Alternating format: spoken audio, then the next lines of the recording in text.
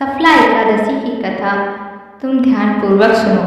प्राचीन समय में चंपावती नगरी में महिष्मान नाम का एक राजा राज्य करता था। उसके 4 पुत्र थे। उसका सबसे बड़ा लुम्पक नाम का एक पुत्र महापापी और दुष्ट था। वह हमेशा पर स्त्री गमन और वेश्याओं के यहाँ जाकर अपने पिता का धन व्यय किया करता था।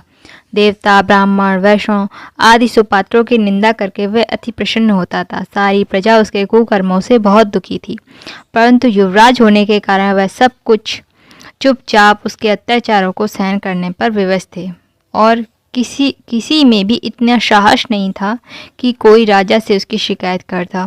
परंतु बुराई अधिक समय तक नहीं रहती। एक दिन राजा महिष्मान को लुम्पक के कुकर्मों का पता चल गया। तब राजा अत्यधिक क्रोधित हुआ और उसने लुम्पक को अपने राज से निकाल दिया। पिता द्वारा त्यागते ही लुम्पक को और सभी ने भी त्याग दिया। अब वह सोचने लगा, मैं क्या करूं, कहाँ जाऊं। अंत में रात्रि को पिता के राज में चोरी करने की ठानी। वह दिन में राज्य से बाहर रहने लगा और रात्रि को अपने पिता की नगरी में जाकर चोरी तथा अन्य बुरे कर्म करने लगा। रात में वह जाकर नगर के निवासियों को मारता, कष्ट देता। वन में वह निर्दोष पशु पक्षियों को मारकर उनका भक्षण किया करता था। किसी रात जब वह नगर में चोरी आदि करते पकड़ा भी जाता तो राजा के डर से पहरेदार उसे छोड़ देते थे। कहते हैं कभी कभी अनजाने में भी प्राणी ईश्वर का कृपा का पात्र बन जाता है। ऐसा ही कुछ लुम्पक के साथ भी हुआ। जिस वन में वह रह रहा था वह वन भगवान को बहुत प्रिय था। उस वन में एक प्राचीन पीपल का वृक्ष था और वह वन सभी लोग देवताओं का क्रीड़ा स्थल मानते थे। वन में उसी पीपल के वृक्ष के नीचे महापापी लुम्पक रहता था। कुछ दिन बाद पौष मास के कृष्ण पक्ष की 10वीं के दिन वस्त्रहीन होने के कारण लुम्पक तेज ठंड से मूर्छित हो गया। ठंड के कारण वह रात को सो न सका। उसके हाथ पैर अकड़ गए। वह रात बड़ी कठिनता से बीती, किंतु सूर्य के उदय होने पर उसकी मूर्छा नहीं टूटी। वह ज्यों का त्यों पड़ा रहा। सफला एकादशी की दोपहर तक वह पापी मूर्छित ही पड़ा रहा। जब सूर्य के तपने से उसे कुछ गर्मी मिली तब वह दोपहर में कहीं उसे होश आया और वह अपने स्थान से उठकर किसी प्रकार चलते हुए वन में भोजन की खोज में फिरने लगा। उस दिन वह शिकार करने में असमर्थ था, इसलिए पृथ्वी पर गिरे हुए फल को लेकर पीपल के वृक्ष के नीचे गया।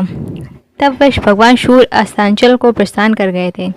भूखा होने के बाद भी वह उन फलों को न खा सका, क्योंकि कहाँ तो वह नित्य जीवों को मारकर उनका मांस खाता था और कहाँ फल। उसे फल खाना तनिक भी अच्छा नहीं लगता था।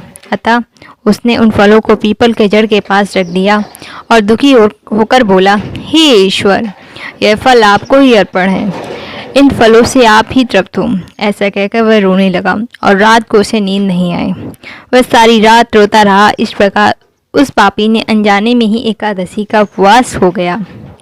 उस पापी के इस उपवास और रात्रि जागरण से भगवान श्री हरि अत्यंत प्रसन्न हो गए और उसके सभी पाप नष्ट हो गए। सुबह होते ही उसके लिए एक दिव्य हाथी सामने खड़ा हो गया। उसी समय आकाशवाणी हुई, हे युवराज, प्रभाव से तेरे सभी पाप नष्ट हो गए। अब तू अपने पिता के पास जाकर राज्य प्राप्त कर। जब यह आकाशवाणी लुम्पक ने सुनी तो वह अत्यंत प्रसन्न होकर बोला, हे प्रभु, आपकी जय हो। ऐसा कहकर उसने सुंदर वस्त्र धारण किए। फिर उसने अपने पिता के यहाँ चला गया। पिता के पास पहुंचकर उसने सारी कथा पिता को सुनाई। पुत्र के मुख से सारा वृत्तांत सुनने के बाद पिता ने अपना रास्ता क्षण ही पुत्र को सौंप दिया और स्वयं वन को चला गया। अब लुम्पक शास्त्रानुसार राज्य करने लगा। उसकी स्त्री पुत्र भी भगवान विष्णु के परम भक्त बन गए। वृद्धावस्था आने पर उसने अपने पुत्र को राज सौंपकर भगवान का भजन करने के लिए वन में चला गया। अंत में परम पद को प्राप्त होते हुए, हे पार्थ, जो मनुष्य श्रद्धा व भक्ति भाव से सफला एकादशी का उपवास करता है उसके सभी पाप नष्ट हो जाते हैं और अंत में मुक्ति प्राप्त होती है। हे अर्जुन, जो मनुष्य इस सफला एकादशी के महात्म्य को नहीं समझते उन्हें पूंछ व सींगों से विहीन पशु ही समझना चाहिए। सफला एकादशी के महात्म्य को पढ़ने और सुनने से प्राणी को राष्ट्रीय यज्ञ के समान फल प्राप्त होता है।